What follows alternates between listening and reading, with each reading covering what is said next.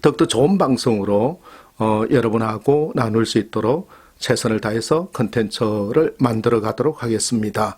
제가 유튜브 방송을 사실 시작한 배경이 있습니다. 그것은 다른 것보다도 목회도 하고 또 글도 쓰는 사람 입장에서 강남에 또 그리고 대한민국의 청년들의 상황이 매우 심각합니다. 실제 우리가 물질적으로는 풍요하고 굉장히 부유하게 살지만은 그 풍요 속에서 실제 아이들의 마음은 메말라가고 정서적으로 고갈되어 있는 상태이기 때문에 중독이라든지 또 허탈이라든지 공허나 우울증에 빠지는 아이들이 너무 많고, 풍요로운 속에서도 정신적으로는 너무 허탈해서 어디로 가야 될지, 조그만 충격이라든지 조그만 어떤 소리에도 견디지 못하고 힘들어하는 경우들을 많이 보기 때문에 그들에게 좋은 메시지를 주고, 또 그들을 보다도 먼저 앞서 살아왔던 부모 세대가 그들에게 좋은 메시지를 남겨주기 위하여 방송을 시작했고, 또 우리가 여러 유튜브 채널들이 많이 있습니다만은 구독자를 많이 늘려서 제가 많은 돈을 벌고 그러고 싶은 생각 전혀 없습니다. 다만 좋은 메시지들을 담아서 대한민국 이기고 우리 스스로가 희망찬 미래를 개척해주고 다음 세대에게 좋은 사회를 물려줬으면 하는 그런 바람뿐입니다. 이러한 속에서 보면 폭력 속의 정신적 고갈, 가정이 먼저 살아야 된다고 저는 항상 생각하고 있습니다. 가정이 살면 청년이 산다라고 하는데, 대부분 보면은 많은 청년들을 상담하고 또 같이 그들의 손을 잡고 기도하다 보면 부모님들이 워낙 잘난 부모님 밑에 있는 아이들은 심각한 정신적인 고갈 상태가 많은 경우를 볼 수가 있었습니다. 다만 이것은 저의 경험입니다만은 여러분의 가정은 안녕하신지요? 요즘 직장도 불안합니다. 옛날은 그래도 또 정년까지 또 안정된 어떤 부분이 있었습니다만은 경제 여건이라든 대외 환경들이 많이 변하기 때문에 매우 불안한 상태에 있고, 학교도 또 가서 마음 놓고 우리 아이들이 학교 폭력이라든지 여러 것에서 자유롭지 않은 부분들이 있어서 불안한 요소가 조금 있지요. 가정뿐만 아니라 사회도 여러 가지 불안한 속에 있는데, 제일 중요한 게 가정이 회복되지 않으면 우리 아이들의 미래가 없다, 그렇게 생각을 합니다. 가정을 회복하기 위하여 우리가 어떻게 해야 될 것인가 라는 부분이죠. 청년들이 희망을 주고 직장인들이 희망을 주고 자영업자들이 희망을 주고 우리 가정에 희망을 주기 위하여 청년을 살리자는 아이템으로 계속해서 몇 가지 주제들은 계속해서 여러분하고 나누려고 합니다.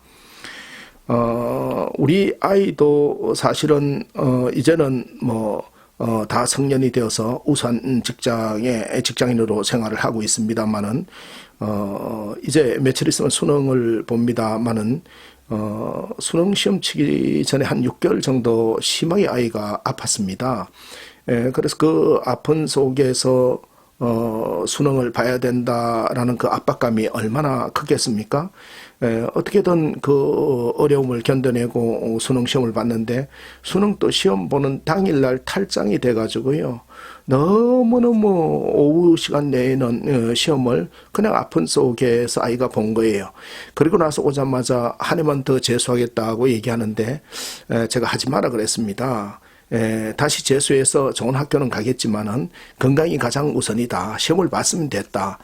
그렇게 해서 출발이 돼서 갔는데, 또 그렇게 해서 대학을 졸업하고 또 시험에 또 합격하고 또 과정을 거치면서 고비고비를 거쳐서 오는 순간들을 보면서, 이거는 자녀를 키우는 거, 또 자녀들을 성장해 가는 과정 속에서는 부모의 수련 기간이구나, 이런 생각들을 많이 하면서 오히려 제가 참 우리 자녀들을 통해서 많이 배웠습니다. 우리는 행복한가라고 얘기를 할 때 행복이라는 것이 무엇인가? 아리스토텔레스는 행복은 인간의 최고선이라고 얘기를 했는데, 얼마 전에 그 호주에서 유학을 마치고 이제 한국에 돌아와서 오래전에 유학 가기 전에 저를 만났던 그 자매가 한국에 6개월 지난 후에 저한테 와서 이렇게 얘기합니다. 목사님 정말 헬조선이 헬조선이라고 하면서 지옥이라는 얘기지요.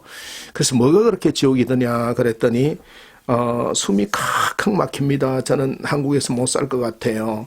이 자유분방하고 좀 풍요롭게 살아왔던 그 환경 탓인지 조금 경쟁이 치열하고 나름대로 또 우리 사회에서 우열이 확실하게 구분되는 그런 어떤 구조들 속에 놓여지니까 너무 힘들었던 것 같습니다. 그래서 자족할 줄 알면 좀 괜찮지 않겠냐 해서 자기가 가지고 있는 장점들을 같이 나눈 적이 있었습니다. 그래서 이제 우리가 행복한 것 또 항상 이렇게 자녀들하고 가정을 잘 이끌어 나가는 것이 어떤 것일까라고 생각을 하면서 오랫동안 직장 생활이나 또 사회생활을 해오면서 생각한 게 대한민국의 많은 아버지들과 어머니들, 특히 우리가 어머니들도 마찬가지입니다. 요즘은 다 그 직업을 가져 있고 또 겸직을 하고 있기 때문에 옛날에는 가정의 전업이었지만은 그래서 우리가 직장 생활과 사회 생활은 어느 정도 궤도에서 A, B, C, D 학점 중에서 뭐 A 클래스나 B 학점을 받는다고 한다고 하면 사실 어떻게 보면은 가정에서의 생활의 학점은 대부분 뭐 C 마이너에서 그 이하일 수도 있겠다 그런 생각을 갖습니다. 그래서 저는 이제 가정 부분에 대해서 어떻게 우리가 가정 속에서 항상 평강을 누리고 기쁨을 누리고 행복할 수 있을까라는 생각을 해보면서 고린도전서 13장 11절 말씀으로 도전을 받게 됩니다. 가정의 평강이 이루어지는 것은 세 가지 요소에 의해서 이루어진다라는 거예요. 어려움이 있든 힘든 일이 있든 또 고된 일이 있든 기쁜 일이 있든 항상 기뻐하라라는 겁니다. 성경의 철학은 기뻐하라는 것이죠. 삶은 기쁜 것이다라는 거예요. 기쁨은 어디에서 오겠습니까? 우리가 자족할 수 있을 때, 만족할 수 있을 때 오는 것이다라는 거예요. 더 나쁘게 되지 않은 상태를 기뻐하는 거지요. 두 번째는 위로하라라는 겁니다. 서로 우리는 위로하고 손을 맞잡아 줘야 되는 것이지요.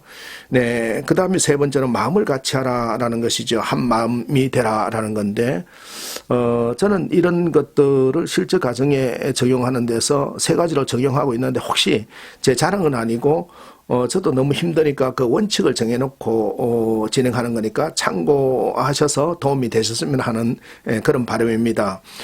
저는 항상 세 가지를 실천하는데 우선은 우리 아이들하고 이야기를 할 때 무조건 고개를 끄덕끄덕 합니다. 여러분 한번 그렇게 해보시면 어떠실까요?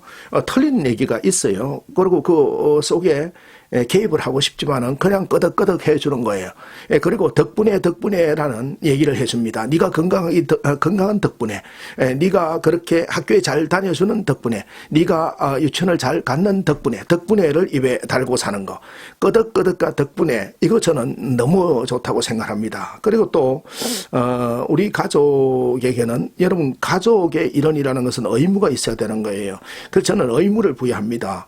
그래서 매월 가족 회비를 각 가정별로 10만 원씩 받습니다.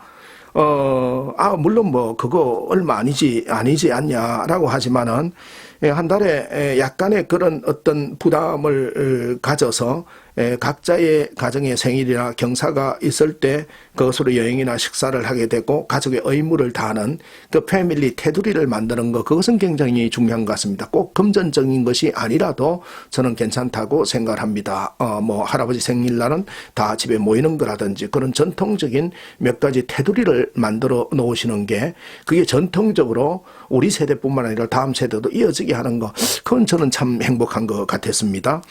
그리고 이제 세 번째로 저는 평안을 유지해야 한다는 것에서 한 마음적으로 보는 부분에서 희희낙낙을 합니다. 같이 울고 같이 떠들고 같이 웃는 거지요. 여러분 굉장히 아이들에게 쇼크를 주고 감동을 주는 게 아버지가 아이를 붙들고 한번 울 수 있어야 되는 겁니다. 엄마가 아이를 붙들고 울면서 기도해 줄 수 있어야 가정이 한 마음이 되고 성장하는 걸 볼 수 있는 거지요. 우리는 모여서 손을 잡고 기도합니다. 또 즐거운 일이 있어도 겸손하자. 또 나쁜 일이 있어도 이걸 극복하자.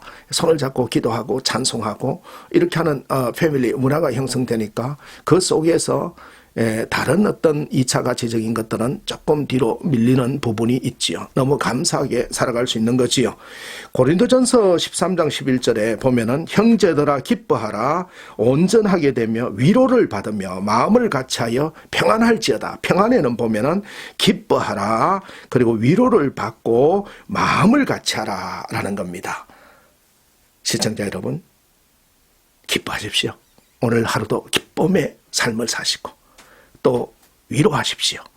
또 여러분 위로를 받고 위로해주고 그리고 한 마음으로 똘똘 뭉쳐서 어렵고 힘드는 과정들을 보는 것이 아니라 희망찬 미래를 향해서 약진하는 오늘 하루 되시기를 소망합니다. 여러분의 희망 멘토 전옥표였습니다.